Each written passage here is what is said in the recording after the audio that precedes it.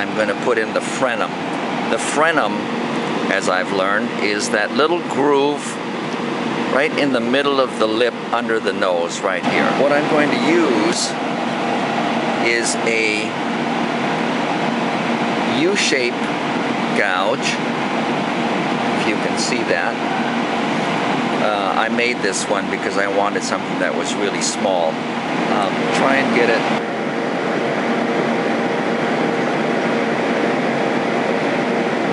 not easy with unsteady hands also. Okay, I'm kind of right there in the center, and I'm going to wiggle it and push it down, and I can see already, you see I'm off the line.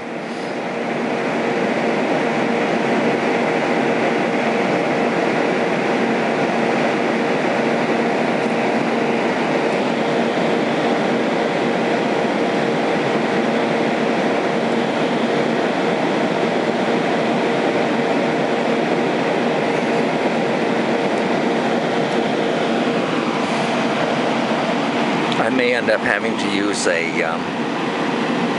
wider U-shaped gouge. Before I cut the lips in, I want to show you what I'm going to do. I've drawn the lips in, or I did, and now it's kind of rubbed off.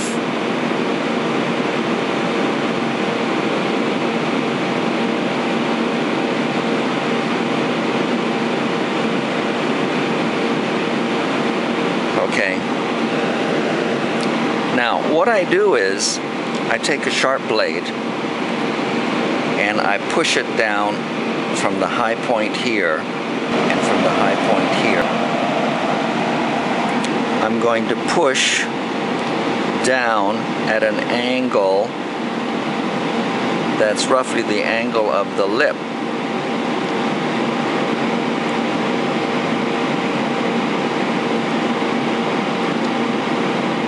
Down this way, and then on this side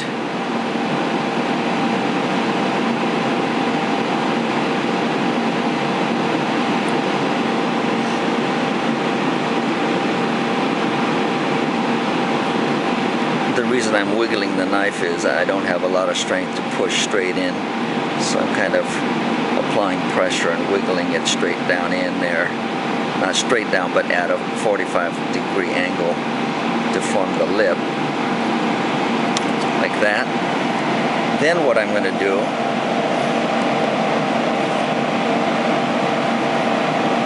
is I will come in and I'll go straight across here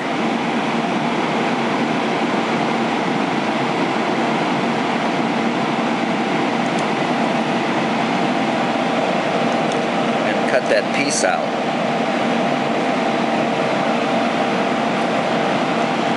Again, because of my limited strength, I'm struggling here, of course, as usual. But I just come in, well here, it's already coming out. Alright, let me continue to do it in the cutting, slicing motion and try and free it out a little bit at a time.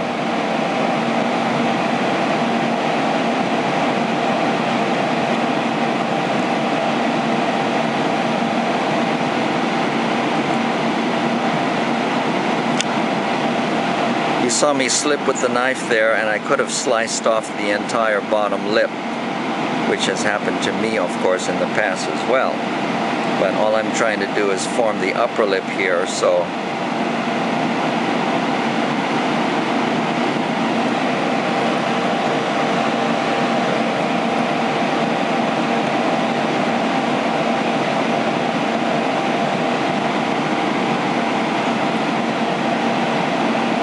with me.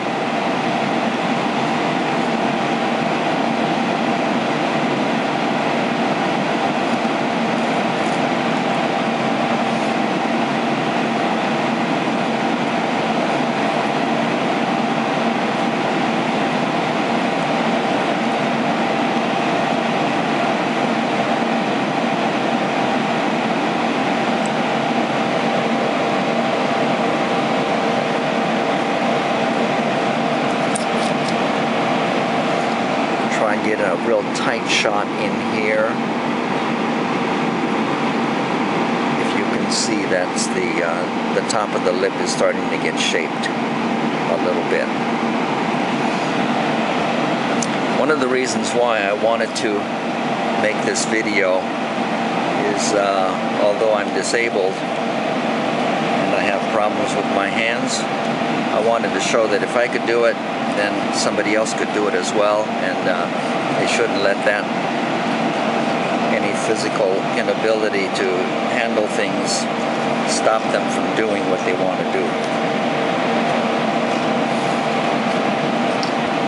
Okay, so now what I want to do is I want to just kind of come up at an angle here and take off some wood for the bottom lip.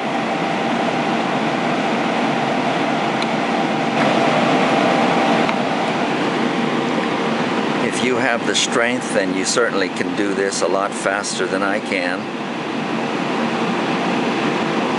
since your cuts will go deeper faster. But I do want to caution you that the grain on the lips, the grain of the stick is running from the top of the head down. That's the long grain.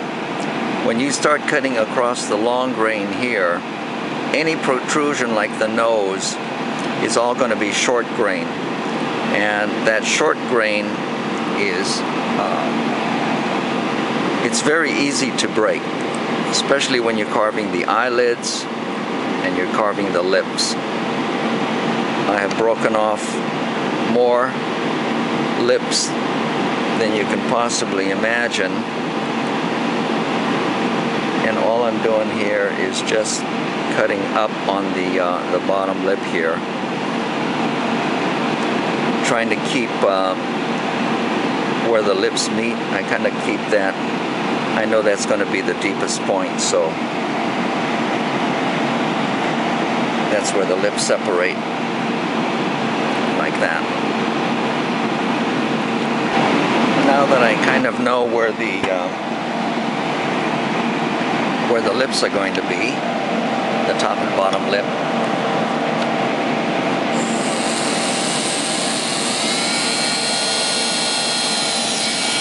I'm going to put the indentation that goes in under the lip.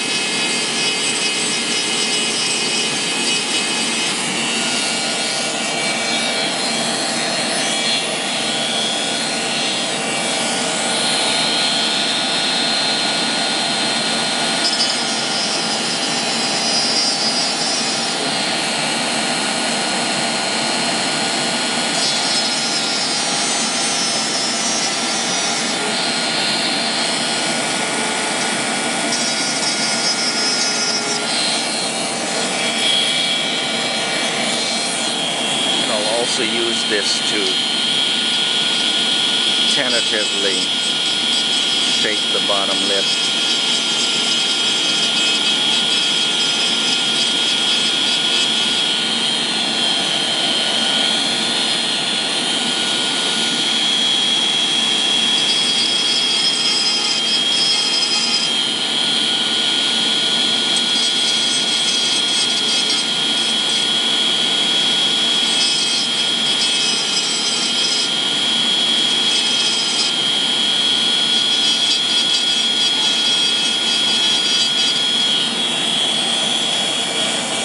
Where we are with the lips, and I will continue to work and shape the lips. But that gives you an idea of kind of how the lips are formed in terms of coming down here from the top at an angle on that side, and then coming down at an angle on that side.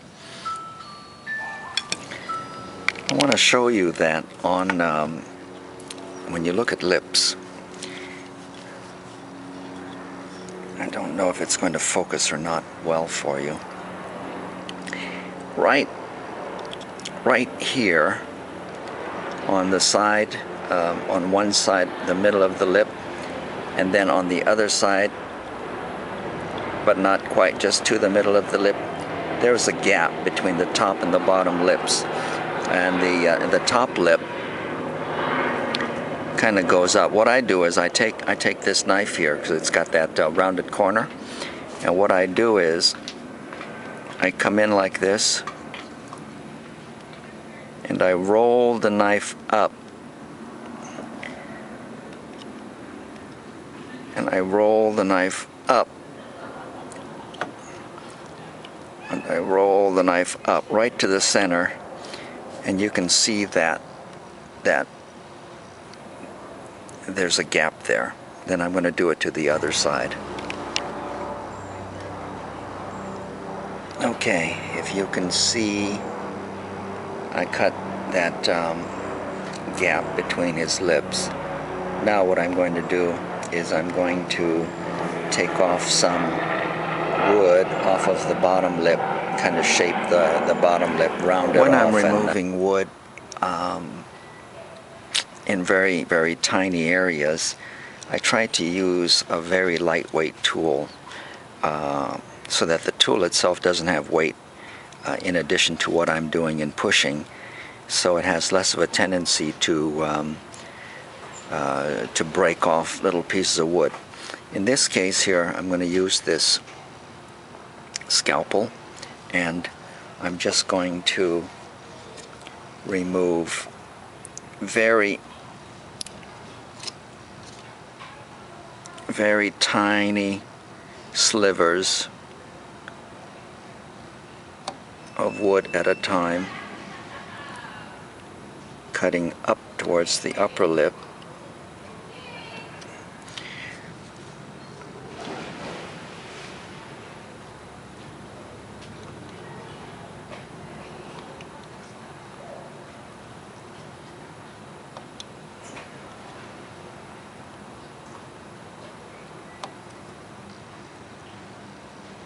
And then at the very top, shaping it inside towards the split in the lips.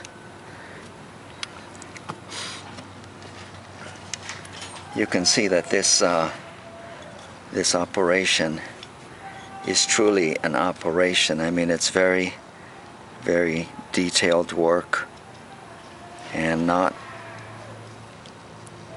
very easy. But you can see here, let me clean this out. You could see the lips beginning to take shape. But if you look at my thumb here, and then look at the size of the lip there, of course you can see how tiny that thing is, and that's why it's so difficult to carve a small face, or carve a face on a stick, unless of course you want to use a log, which is different. But anyway, that's the mouth.